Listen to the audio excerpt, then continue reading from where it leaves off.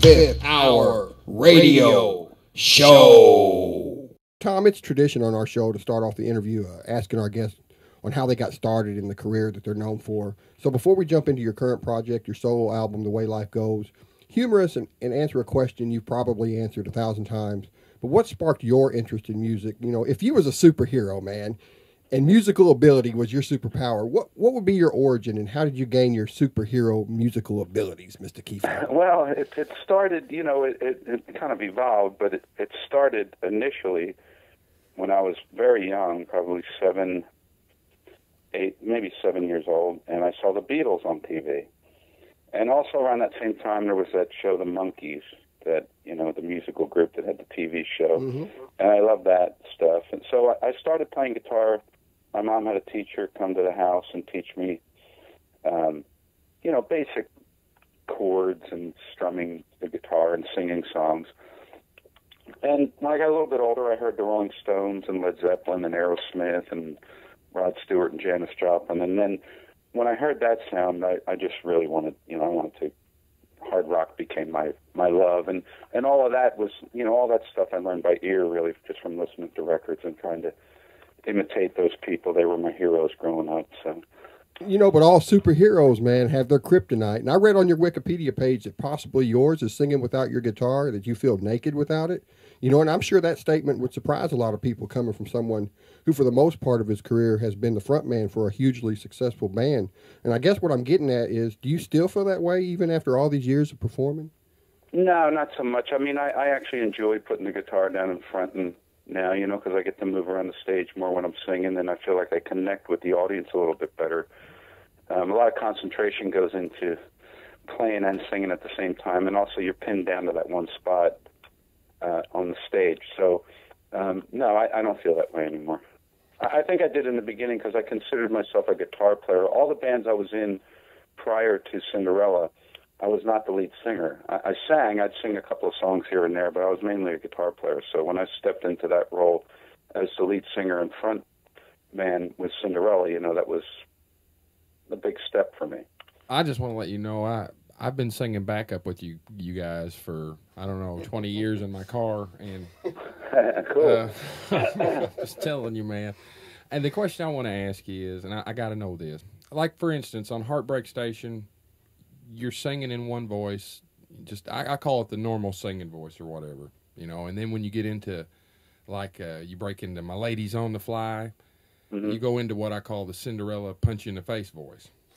Is that a normal range for you, or is that something you have to work at getting at? Or well, yeah, I mean, it's just two different registers of my voice, you know, and I think I developed that. I think where I first heard that was Robert Plant, because he was one of my early influences, and he had that same thing, you know, where if you listen to Stairway to Heaven, he's got that lower, what they would call chest voice in the beginning, and then he goes up to the high. And probably a lot of that comes from listening to him. So at least early on, I think I was influenced in that way. But both are very natural for me. I mean, they're just different registers of your voice. And some people have very different sounds and different registers in their voice, and other people don't. Mm-hmm. You know, Rod Stewart's very seamless through all of his registers. He kind of just has that same tone throughout the whole thing. His intensity might change when he gets higher, but there's not a really drastic difference in the tone of his voice in the low or the high, you know. And then other singers, there's a sharp contrast, like I mentioned, Robert Plant. You know, now that we kind of broke the ice, let's talk about your new album, man, The Way Life Goes. This album was many years in the making, right? And I know you had your health problems with your voice, and that was a huge obstacle for you, and you had to overcome that, and that kind of put you behind. But I'm curious personally as to how you chose the songs to make up that album. And what I mean by that is, are there some songs on there that have been sitting on the shelf for a while, you know, waiting for other songs to come about? Well, there was, you know, I started producing and recording and producing the tracks for these in 2003. And it was on the heels of a record deal that had gone south for Cinderella and ended up in the courts. And at that time, we were restricted from recording with each other, and everyone started doing their own kind of solo things on the side and all. And that's when I started my record. And there was no label involved when I started it. I didn't want anyone breathing down my neck or, you know, telling me when it had to be done. And really, when we started the record, it was more like, it wasn't even like a record. It was just, let's go out in the studio and record a song today, you know, let's do that. And it kind of slowly build into a record. So, things were written kind of along the way and produced and recorded over a 10-year period. And it was no pressure because there was no lawyers or contracts or anything involved. And then it was just one day woke up and it was like, this feels like a record. And we decided to shop at the labels, and we found a great home with Maravi, who's been very supportive of the record. So, but it was really just about having fun making this record. I co-wrote a lot of the songs with my wife Savannah, and she co-produced the record with me along with Chuck Turner. And I worked with some other really great writers and great musicians here in Nashville, and it was just really about making music. And one day it started to feel like a record. Since this is your first solo album, and just like any other album, you want it to be perfect, are there songs, or is there a song on this album that took longer than most to perfect, I guess? Is there a song that you stewed over longer than most to get right? I would say A Different Light. Savannah and I wrote that, and that's a song that, songs come together in different time frames. Some come together very quickly, and others take, I've taken up to 2 years sometimes to write a song where, you'll have a verse and just sit on that for a while, and 6 months later you might get the B section, and then, a year later, all of a sudden the chorus hits you. And that happens on some, and others just happen very quickly. And A Different Light is one of those ones that was written over a pretty long period of time, probably almost 2 years. Wow.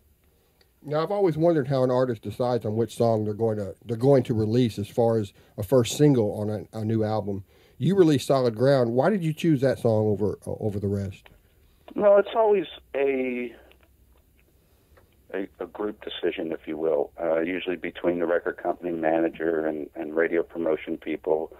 And you just bounce tracks around and talk about them and come to a consensus, basically, because, no one ever really knows what song is going to connect out there. You take your best shot at it, and I like it being a collaborative effort in that sense. I wouldn't want to be solely responsible for saying this is the song.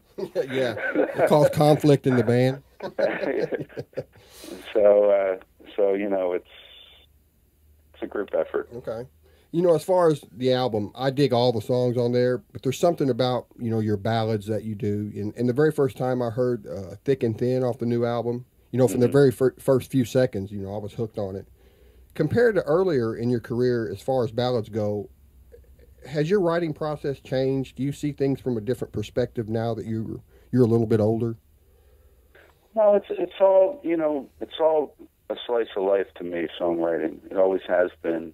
That's what my heroes wrote about, going back to Rod Stewart and the Stones and Janis Joplin. I mean, it was all real stuff. And that was the American roots influence in those people's music, So I've just carried on that tradition of that style of hard rock and songwriting. And it's about, what I write is about life. So it reflects where you're at the time sometimes. Sometimes it reflects cumulative emotions over the years that finally just come to a head, or sometimes it's something you observe other people going through, that in life. So that's why the album's called The Way Life Goes. Yeah. Perfect title. Yeah. Are you out on the road right now promoting the new album, or you're about to? We will be. We're going to start hitting some dates like about mid-April on, and we should be into a full swing tour by end of May, through the summer. So. Do you enjoy getting out on the road still, or at least as much as you used to? Love it. I love the tour, and I love playing live. It's probably my favorite part of all of this. What do you do, man, to pass the time when you're not out on the road and doing tours and making music? As far as, outside of the musical world, you got any hobbies or favorite TV shows, stuff like that you just pass the time? Yeah, I mean, I like TV. My wife and I have been hooked on this show, Nashville, and we watch The Blacklist. That's a nice way to wind down at night. Hobbies and stuff, music's always been my biggest hobby. There's a lot of things that come along with that between like the guitar collecting and all that. That's always been my. I mean, first you love. play how many So different? Most of my hobbies have to do with music. So. Yeah, how many different musical instruments do you play, man? You play like a ton, right? Well, yeah. I mean, I dabble in things. My main one is guitar, but you know, I play a little bit of piano and very little saxophone. But that's something I picked up about 10 years ago or so and decided I wanted to learn. But I haven't gotten real far with it. But I can play the solo in Shelter Me pretty good. So. Yeah. Randy we was playing that last night, as a matter of fact. You can play it pretty Yeah. good. So where can people go to buy this new album, The Way Life Goes? I mean, also, if you can, you know, throw your social media, your websites in there so people can go check up Yeah, on I mean, you. to keep up with the project in general, the Tom Keifer official Facebook is the place to go, or Tom Keifer, the Twitter, which is Tom Keifer Music. And the record is available, all the traditional places, all the online outlets, and also in some retail stores too, the ones that are left. So it's everywhere. We like to say available everywhere. Yeah, man. Well, dude, thanks for taking time out, like I said, in your morning here and joining us on the show. It's been a highlight. And Randy's over here. He's yeah, man. He can't get this stupid smile off his face. So. Well, cool, man. It was great talking. Well, it's awesome. Great talking to you guys. All right, man. You have a good one, man. You too. All right. Bye-bye. Bye-bye.